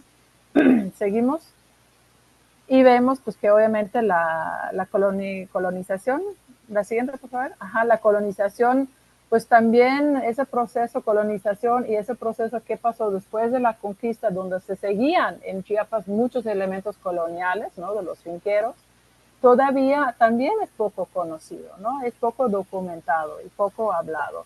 Y donde hay elementos hoy en día que todavía existen, pero no sabemos bien si existen desde qué fecha, ¿no? El mismo carnaval, ¿cuándo empezó? Pues el carnaval como tal, no sabemos, no hay una fecha, ¿no? Son capas acumulados. Eh, las diferentes personas en las comunidades argumentan que por ahí de los 30 empezaron a celebrar carnaval. ¿Por qué? Porque ya había municipios, ya no había fincas, entonces se necesitaba una identidad, se necesitaba fiestas, se necesitaba hacer. ¿Qué hicieron? Pues agarraron elementos que ya estaban haciendo, ¿no? Tal vez en las fincas, tal vez incluso anteriores, ¿no? Entonces, esas son también examinaciones que se deberían de hacer mucho más fuertes para realmente saber, ¿no? En el documento anterior, perdón, ya no lo mostré bien, la relación Loco-Socuautla, que es un documento que encontró Carlos Navarrete entre los documentos de Franz Blom. No se sabe exactamente su fecha, pero la persona, ¿no? Que se piensa que era un padre católico habla de pieles que se vestían para hacer adoración en cuevas, ¿no? Entonces, pues eso suena similar a lo que pasa en el carnaval, ¿no? Pues no podemos decir que el carnaval es desde lo prehispánico, pero sí podemos decir que hay elementos prehispánicos que sí están presentes, ¿no? En el carnaval hoy. ¿Seguimos? ¿No? Y en la gastronomía, pues el tamales, hay diferentes técnicas, la nixtamalización, el pozol, que sigue, que sí hay esas evidencias, ¿no? Entonces vamos, ¿no? Hacemos esas lecturas, que por tiempo no voy a profundizar en ellos, ¿no? Ustedes aquí pueden rápidamente mirar, pero ya aquí es como que esa primera lectura biosociocultural, cognitiva, semiótica, donde pues ya es una imagen del carnaval mucho más complejo, ¿no? Que simplemente decir, pues qué bonito carnaval, ¿no? Qué bonito bailan en Pokiomo, ¿no? En Copainala. Seguimos. Entonces, hasta ahí llega un poco el análisis antropológico, digamos, adentro de lo biocultural, y luego hay que continuar con el elemento biológico, etnobiológico, y del praxis y manejo ambiental. Y yo siento que esa parte es muy interesante porque ¿no? Vimos en todas las diferentes especies cuáles son nativas, cuáles son naturalizados. Naturalizados quiere decir que llegaron con la colonia, pero fueron adaptados y muchas veces incluso a mí fueron dichos que esos son soques, ¿no? Pues, por ejemplo, los ramilletes, ¿no? Los discos florados, digamos, tejidos, ¿no? El mismo acheco, utiliza hoja de mango, utiliza bugambilia, utilizo flor de mayo, que son plantas que no son de aquí, pero ya los tenemos tan presentes y ya son presentados tan como tradición zoque, que ya se consideran zoques, ya se consideran casi prehispánicos, ¿no? Incluso tuve discusiones, ¿no? Y no fue realmente hasta que me acompañó biólogos que decían, no, esas especies no vienen, no son de las Américas, ¿no? Son de la India, son de otras latitudes, con climas muy parecidos, ¿no? Porque es mismo esa banda tropical, que fueron introducidos, ¿no? Entonces, en algún momento se empezaron a hacer ramilletes con hoja de mango. No sabemos qué hubo antes, ¿no? Pero hoy en día se consideran, ¿no?, naturalizados, y muchas veces también ya aparecen en las huertas de las personas, ¿no? Introducidos, pues, ¿no?, son en ese sentido como el clavel, son reconocidos como ese no son de aquí, y muchas veces pues son también adquiridos, ¿no?, en tiendas, o son ¿no?, de diferentes especies que tienen incluso, ¿no?, en otros lados, no en la huerta, pero pues tal vez en una, ¿cómo se llama? Un invernaderos, ¿no?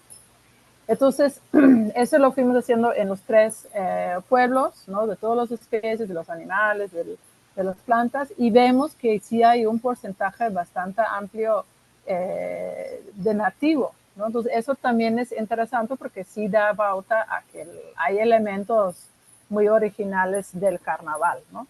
Seguimos a la otra. Y también, ay, ese ya no, perdón, creo que no pasó la animación, pero no importa. Entonces, no es esa, no, sí, vamos a la siguiente, no, a la anterior, perdón, la anterior, sí, ajá, exacto. Entonces también estuvimos viendo, y ese es un cuadro que necesito organizar mejor porque se pierde un poco el efecto, se ve el adquirido como mucho más amplio, pero si vemos en las categorías del HF es huerta familiar, ¿no? Entonces, la mayoría de las cosas, de las especies en el carnaval, son de huerta familiar, son de potrero o son de planos silvestres, ¿no? Entonces, eso creo que pues da una fuerza al carnaval y da una fuerza al carnaval como espacio biocultural, ¿no? Donde vemos que las fiestas pues tienen ese papel importante de mantener una adherencia a lo local. ¿Seguimos? ¿No? Esos análisis lo estamos haciendo todavía, terminando, ¿no?, los minucias, digamos, ¿no?, en las listas, checando, doble checando, etcétera, en los 4 pueblos, ¿no? Y estamos ahorita en ese elemento de síntesis, pero vemos que en prácticamente todos los pueblos hay un porcentaje alto de especies nativas, ¿no? Entonces, no, creo que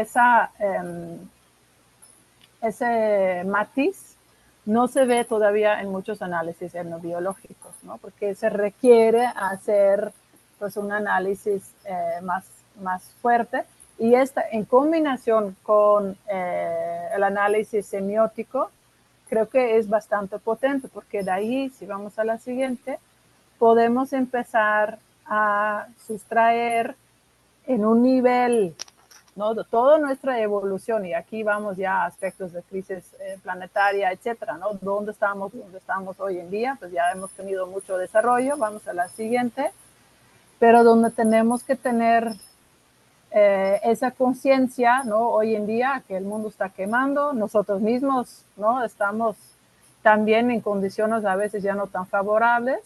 ¿Seguimos? ¿No? Y donde en un esfuerzo de fortalecer nuestra autodeterminación, o en términos de Morin, ¿no?, lo auto-eco-organización, o nuestra fuerza biocultural, ¿no?, ¿qué hacemos culturalmente? ¿Qué hacemos biológicamente? ¿Seguimos?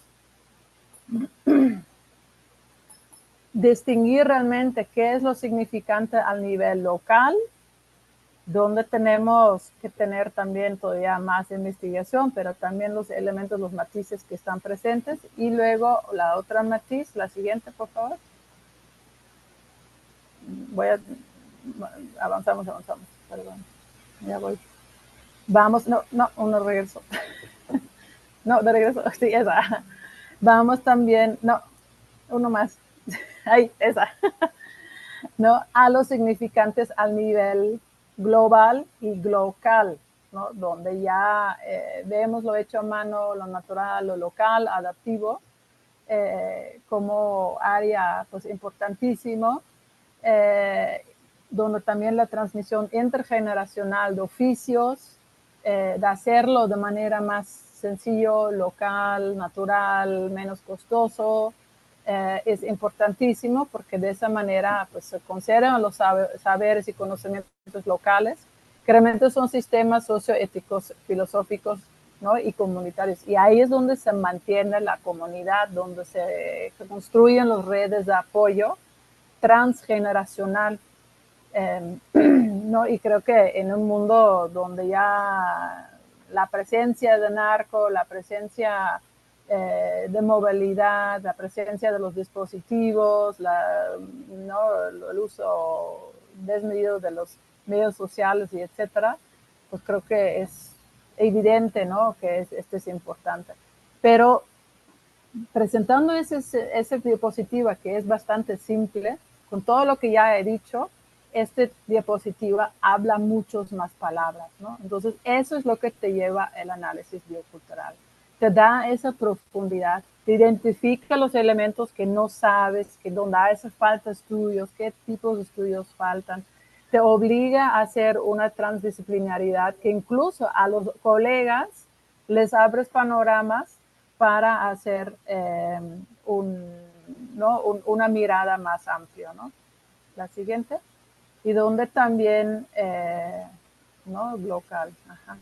¿No? Entonces, esta realmente, si vemos las diferentes partes como los presenté al inicio, pueden ver con lo que dije, ¿no? Lamentablemente, con 4 carnavales tan amplios, siempre me quedo súper corto y queda muy rápido la presentación, pero pueden ver, ¿no? Los elementos que hicimos y creo que pueden ver la fuerza que debe y puede tener el enfoque biocultural, siempre y cuando, ¿no? Opinamos nosotros, que se demuestran todos los elementos, ¿no? Y lo que mostré pues fue desde las áreas humanísticas, ¿no? Mi estudiante de biología, obviamente, pues ella se dedicó también a hacerlo más en sentido de las áreas biológicas, donde obviamente inicias con una especie, o inicias con el río, o inicias con los árboles, ¿no? Y tienes un orden un poco diferente al inicio, pero donde realmente todos los pasos que hacemos son iguales, ¿no? Aunque a los biólogos pues, los costó un poco más el elemento semiótico, como a nosotros antropólogos nos costó un poco más los elementos, ¿no? El conocimiento biológico y socioecológico. La siguiente, y donde también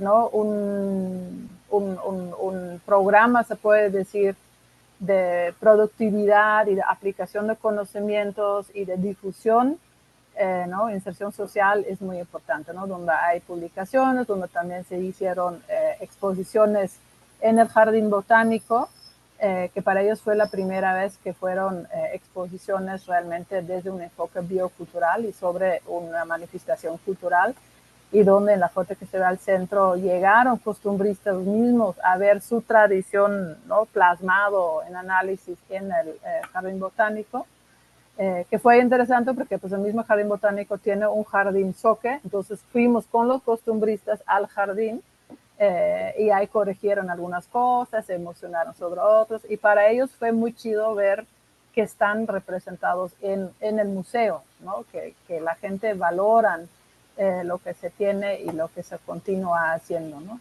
Y donde también hemos hecho talleres con los niños aquí en Copainalá, como también en otras comunidades, y donde también pues hacemos congresos y también tenemos un seminario, les invito el jueves a un seminario que manejamos, Historia, Memoria y Patrimonio de los Pueblos de Chiapas, en donde también en el YouTube pueden ver tanto las conferencias del coloquio biocultural como también las sesiones del seminario, como también del Red Carnaval. Entonces, pues muchísimas gracias por escuchar. Si vamos a la siguiente, nomás para decir.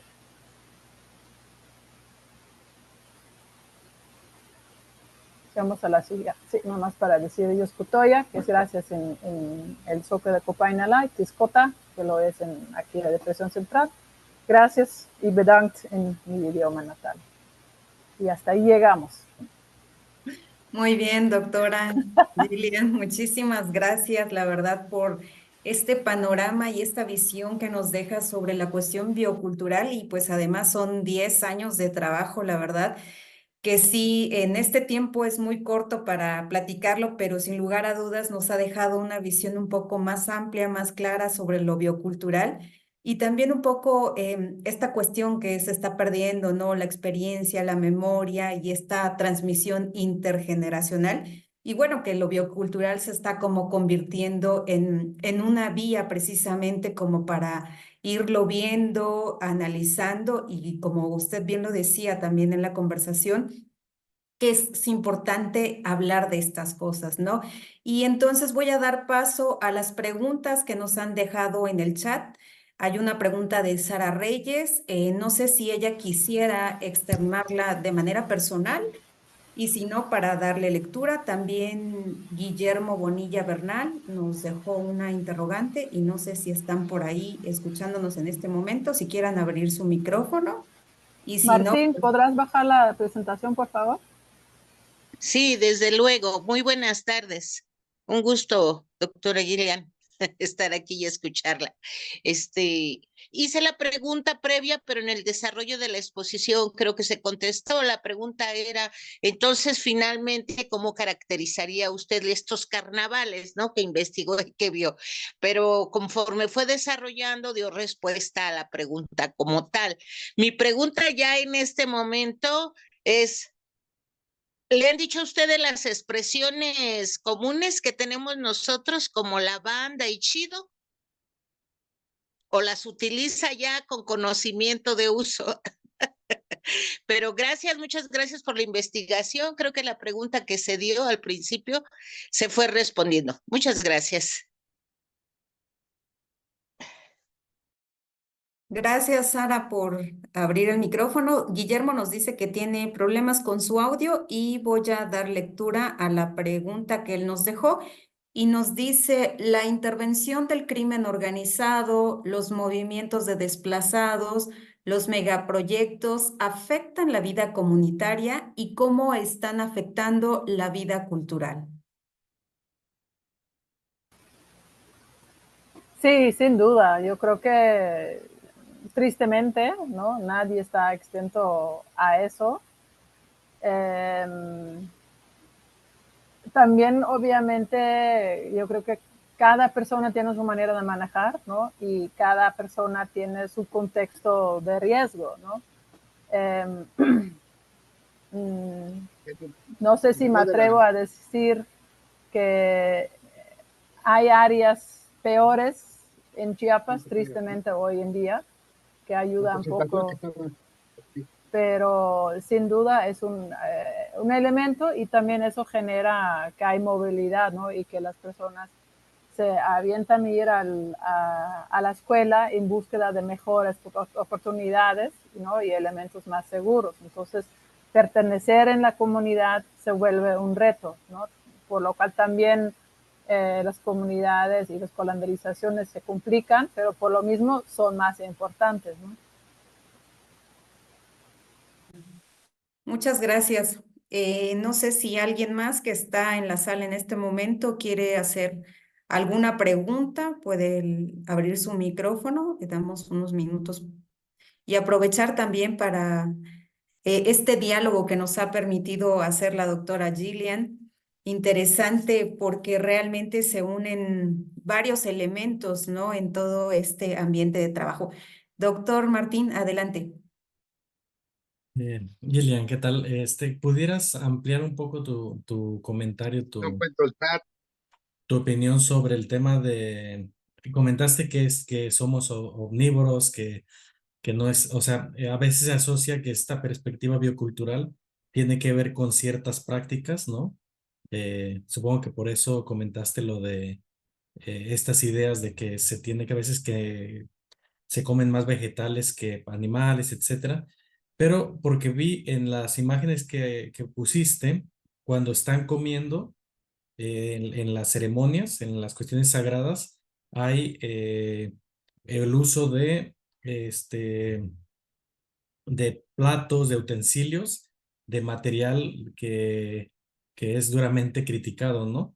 Para, no es biodegradable, su degradación dura mucho tiempo.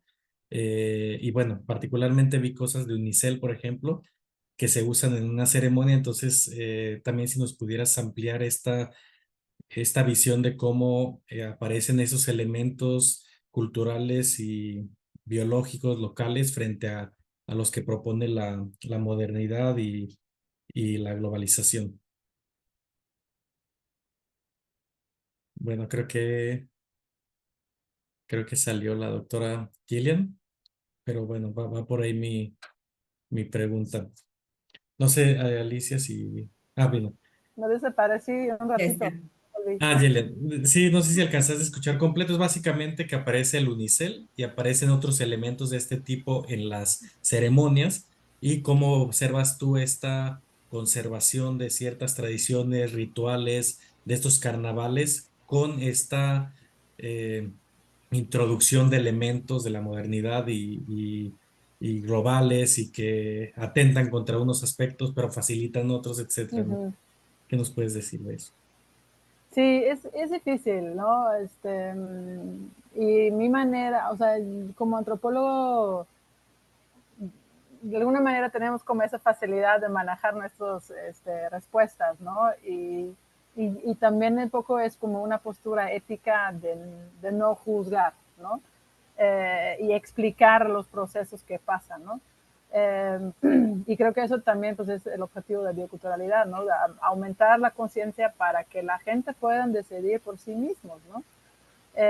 Pero dicho eso, si llega un punto, y ahora estoy creo que ya empezando a ese punto, ¿no? De 10 años, que la gente también me pregunta, ¿no? Ok, entonces, acerca de eso, ¿qué opina usted, no? O qué cambios ve usted que no lo ve tan bien, ¿no? Entonces, y creo que también es importante entrar en esa parte, ¿no? Porque ahí es donde realmente sí tienes oportunidades de hacer cambios positivos, ¿no? Siempre y cuando se pone en ese sentido, ¿no? Me explico, ¿no? Por ejemplo, ahorita Copainalá y Coita ya son designados pueblos mágicos. Entonces, eso genera un contexto muy diferente, de alguna manera, y al mismo tiempo son procesos que ya estaban pasando, ¿no? Entonces, en Coita, cuando yo empecé, bueno, en todos los pueblos, cuando yo empecé, por ejemplo, uno no sacaba el celular. O sea, las fiestas tradicionales eran un espacio sagrado donde no estabas en el celular. Pero ahora, ¿no? En un poco tiempo, en tal vez 6 años, yo todavía con mi presupuesto camarita Unicach, ¿no? Y los mismos de la tradición que antes me prohibían, ¿no? Estaban con celulares 1000 veces mejor proyectando en Facebook Live, ¿no? Entonces, incluso hubo a veces como que, ¿no? De esa risa, ¿no? Donde yo me miraba y dije, chalo, usted está mejor equipado que yo sigo con lo mismo, ¿no? Presupuesto Unicach. Y entonces, eso al inicio lo que fue visto como malo, rápidamente también fue visto como un punto de apoyo, ¿no? Y más en el COVID, por ejemplo, ¿no? Y donde la comunidad que se ha creado y la ligera competencia y la ligera o la vida social del carnaval en internet, pues para muchos de nosotros es carnaval todo el año, ¿no? Se intercambian información, se intercambian videos, se intercambian fotos antiguas, ¿no? Entonces, lo que fue visto primero como un espacio de amenaza, se fue apropiando y ahora es un espacio de fortalecimiento, ¿no? Al mismo tiempo, otro debate que se escucha ahora mucho y donde es todavía difícil a veces intervenir, opinar o decir o incluso enunciar, es el aspecto de género, ¿no? Donde los músicos pues tradicionalmente han sido hombres, como también todos los danzantes. La mujer preparaba las cosas en la cocina, estaban de apoyo, y en ese sentido había el equilibrio, ¿no? Ya de ahí se fueron incorporando para los papeles de mujer ya mujeres, que muchas veces fueron por mujeres que primero se hacían pasar como hombres, ¿no? Que algunos trajes lo facilitaban, ¿no? En Coita, por ejemplo, algunas personas me decían en los 80s, ¿no? Pues yo quería bailar y pues en el short, ¿cómo van a saber que soy mujer? Entonces, pues yo salía como yo, ¿no? Iban a saber, solo cuando no tenía que tener ahí como planear mis baños, porque pues ahí sí, ¿no? No podía yo en la calle como a veces otros, ¿no? Entonces, pero se manejaba, ¿no?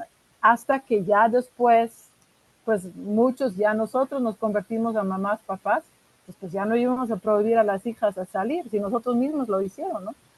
Entonces de ahí empezó ya el tigre y la tigresa, ¿no? A ser como personajes. Pero fueron procesos, ¿no? Generacionales. Entonces ahí el cambio generacional es como más suave, y muy consensuado también, ¿no? Y muchas veces un proceso en toda la sociedad, ¿no? Donde ya el acuerdo de repente ya está, ¿no?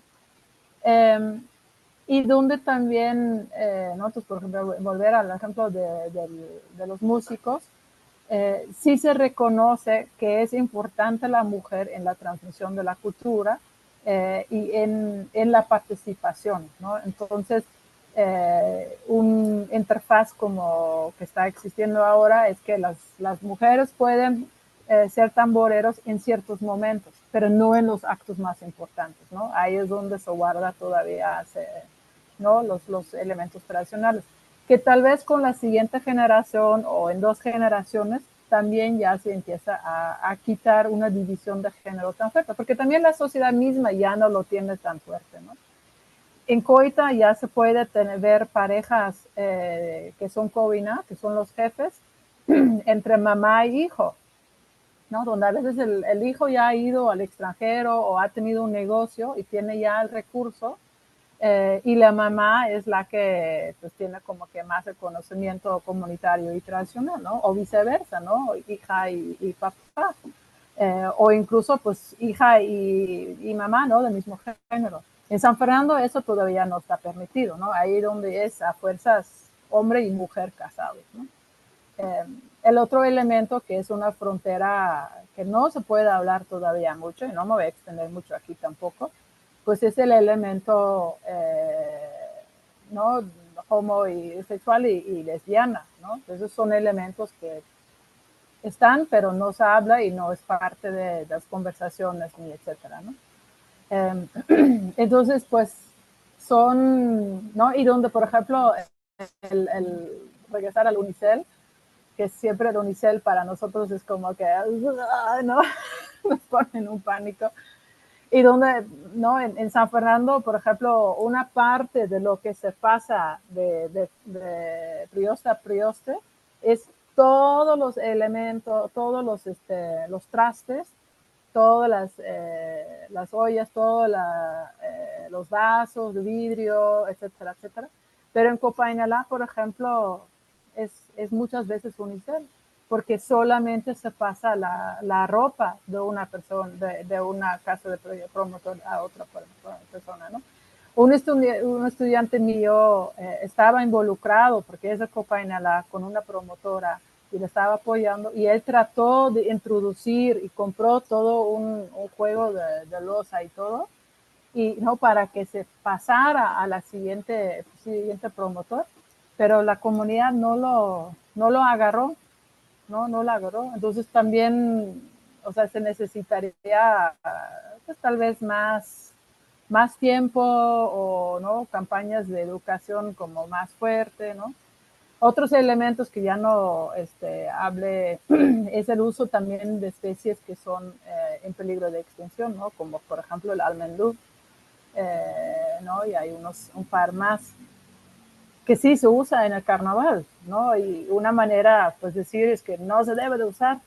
Yo ahí argumento que si ya no se usa, definitivamente se va a morir, ¿no? Si se usa todavía en fiesta, hay una valoración, hay un cuidado, hay ese elemento de conciencia, ¿no? Y ojalá ahí también mediante la educación, ¿no? Y ahí es donde, ¿no? Yo espero, por favor, conocer que continúan el proyecto, ya se podría ir a siguientes fases donde apoyas con una huerta comunitaria, ¿no? Tal vez no la huerta familiar, o campañas en las escuelas, ¿no? Más precisas sobre esas dificultades, ¿no? Donde, ¿no? A ver, al almendú, ¿dónde lo sacan? ¿Ok? Es almendú, pero replantan o ¿no? Refostora, ¿qué hacen, no?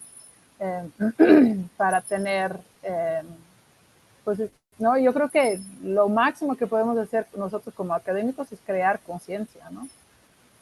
Y de ahí las personas que, bueno, conciencia y oportunidades, ¿no? Y vinculación con las escuelas es muy importante, ¿no? Y pues cualquier tradición siempre es un ente fluido, ¿no? En el tiempo y en el espacio. Ok, doctora, muchas gracias. También nos hace una pregunta Alma Janet. Una, de algún modo ya la fue respondiendo con esta, es cómo se realiza la participación de las y los niños y las juventudes en el carnaval de cada comunidad. ¿Se observa el disfrute de las generaciones actuales en participar y preservar las comunidades, las costumbres? Sí, sí. El carnaval en ese sentido sí es muy fuertemente familiar y, ¿no? De muchas generaciones. Y, o sea, desde bebé, ¿no? Desde bebé los llevan en los días que está tranquilo y muchos papás y mamás llevan a sus hijitos, ¿no? En versión mini, por ejemplo, ¿no? En San Fernando, pues ya pueden ser variteros desde que son chiquititos y o sea, son chiquitos, pero literal, ¿no? El maestro varitero los va pesando como si fuera un becerrito, ¿no? Para ver si ya tienen la consistencia y el peso para poder mantenerse de pie en una multitud, ¿no? Eh, y lo que también yo vi, porque pues cuando empecé dije, pues, no, seguramente la juventud no está involucrado, pero yo sí estaba sorprendido que sí está bastante involucrado, siempre y cuando los papás lo están, ¿no? O los tíos, o las tías, o el abuelo y la abuela, ¿no? Eso es muy importante. No en el sentido obligatorio, ¿no? De que, tú eres mi hijo, tú tienes que ir, pero que, ¿no? El gusto inicia pues desde la cuna, ¿no? Desde chiquitito. Entonces ya ven el papá como danzante. Entonces ahí es donde ya entra, yo también quiero ser danzante. O yo quiero ser danzante, pero yo quiero ser el tigre, no quiero ser el gigante, por ejemplo, ¿no? En Copainalá es un poco más difícil, creo, porque Coita y San Fernando, como son celebraciones bastante grandes en comparación con tanto con Tuxtla como con Copainalá, es un poco más fácil que en los barrios, ¿no? Van todos los jóvenes, ¿no? Y en Coita también se promueve muy fuerte desde las escuelas. En Copainalá y en Tuxtla es más difícil porque en Tuxtla es mucho más invisible, ¿no? Entonces, pues en una ciudad capital, pues la mayoría de la gente en la capital pues no tiene nada que ver con la identidad zoque, ni saben qué es zoque, o lo ven como, pues, ajeno del pasado, ¿no? Y hay mucha discriminación eh, y son pocos las personas que se interesan y que aguantan, ¿no? Eso también es difícil en Tuxtla, porque en Tuxtla estás en una ciudad con muchas distracciones, con trabajo, con escuela, con distancias, con tráfico.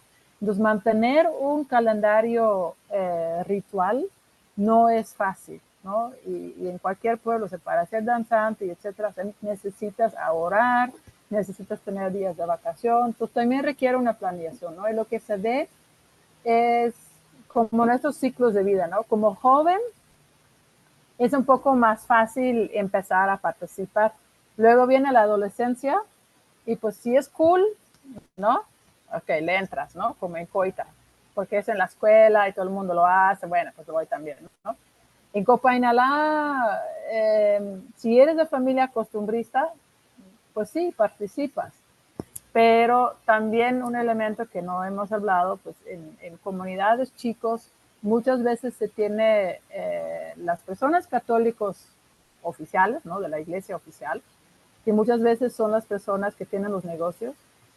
Hay una agrupación de diferentes denominaciones evangélicos, que obviamente nada de tradición, y luego hay costumbristas, ¿no? Entonces los costumbristas generalmente pues son gente más vinculado a la agricultura y al trabajo viejo, ¿no? Jornalero. Entonces hay una desasociación a veces entre los católicos de la iglesia oficial, ¿no? Y el costumbrismo. Entonces, por ejemplo, en Copa Inalá, donde las tradiciones eran bastante importantes, llegó un cura este año pasado de Colombia, él es de Colombia, y no quiere con las tradiciones locales.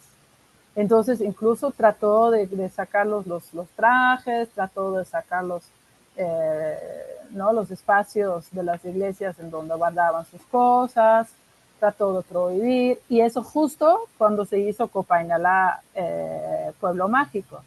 Entonces, irónicamente, ¿no? El Pueblo Mágico, tal vez, en ese contexto preciso, fue un apoyo, ¿no? Y ahí es donde yo sí mandé, ¿no? documentos para apoyar a los costumbristas, que pues hasta el mismo Papa Francisco decía o dice, ¿no? Que las tradiciones pues es catolicismo original y que se debe de promover y bla, bla, bla, bla, ¿no? Entonces, pues ahí se piensa, ¿no? Y no sé quiénes están aquí, que el cura quiere dinero y pues como no van a pagar dinero los costumbristas, ¿no? Por eso prohíbe, que no tiene nada que ver realmente con lo religioso, pues es meramente económico el asunto, ¿no? Entonces, esas son pues dificultades, como muy en el momento, ¿no? Entonces ahora estamos esperando que se vaya la cura a la siguiente ronda, ¿no? En otra latitud, y llegue uno más tolerante, ¿no? Y algo similar empezó en Tuxtla, ¿no? Entonces, pues, ¿no? Y ahí es donde también lo de Pueblo Mágico puede ser que entre la juventud se hace un poco más de moda, ¿no? De ser, porque sí, entre la adolescencia, pues la gente, pues, en la adolescencia todo nos da vergüenza, ¿no? Y ya en los años 20, pues vas a estudiar, pues mucha gente salen de las comunidades, ¿no? Y eso lo hace difícil. Cuando San Fernando y Coita están lo suficiente cerca a Tuxtla, que se puede viajar, pero Copa Inalá ya no. Y ya en los años 30, pues hoy sigues en tu comunidad o ya no sigues en tu comunidad, ¿no? Y te casas con alguien que tal vez está interesado en la tradición o no. Entonces eso también influye mucho si es la mujer, si es el hombre, cómo crecen los niños, ¿no? Si están los abuelos, si los abuelos lo mantienen, pues ahí es donde es más fácil para la pareja con niños también estar y mantenerse, ¿no? Entonces sí, es complejo, ¿no? Y donde también veo que muchos o varios, ¿no? costumbristas tratan de estar en ámbitos de educación para que se mantenga un cierto vinculación a lo cultural, ¿no? Y es más fácil a veces también pues estar de vacaciones en los mismos días que hay ritual, ¿no? Día de Muertos, ¿no? Navidad, pues el tiempo de carnaval ya no tanto, pero Corpus Christi, ¿no? Entonces eso ya genera, pues, ¿no? La Santa Cruz, el 1 de mayo, entonces ahí sí hay cierta compatibilidad, ¿no? Entre el ámbito de la educación y el costumbrismo. Pero sí, es difícil. Realmente es un labor de convicción, ¿no? Sí, muy bien, doctora. Pues muchas gracias. Agradecemos a quienes estuvieron acompañándonos en el seminario de hoy. También nos deja Alma aquí su comentario de excelente. Muchas gracias, doctora, por compartir. Sara Reyes, pues también dice que el papel, función, intervención o participación de la mujer, pues ya ese es otro campo a explicar e investigar. Y bueno, doctora, agradecer de verdad infinitamente su participación en este seminario de virtual sobre biocultura, saberes comunitarios intergeneracionales sobre los recursos naturales y actividad sociocultural en y con el territorio. Agradecemos mucho esta charla que estuvo titulada El registro biocultural de un carnaval zoque, cuestiones metodológicas e interpretativas. Gracias a la doctora Gillian Nebel. No sé si quisiera agregar algo más o con eso estaríamos cerrando y concluyendo nuestra sesión del día de hoy.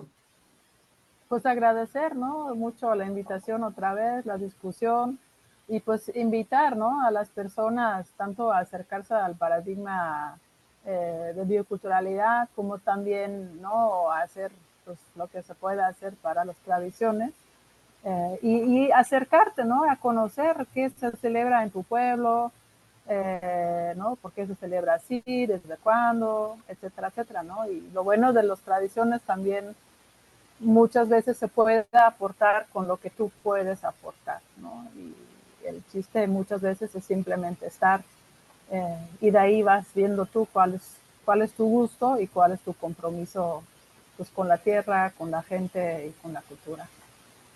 Gracias. Muchas gracias, doctora. Doctor Martín, ¿algo que quiera comentar para cerrar? No, nada más para agradecer a todas las personas que estuvieron aquí. Gracias, doctora Gillian. Gracias, Alicia, también por esta mediación, comentarios de llevar la guía de la sesión. Y bueno, un abrazo para todos y esperamos dentro de 15 días continuar con el seminario. Y también ya la doctora ha invitado también para los días jueves, por si quieren también acompañar. Y bueno, un abrazo. Cualquier cosa estamos al pendiente. Hasta pronto. Gracias, doctora. Buena noche.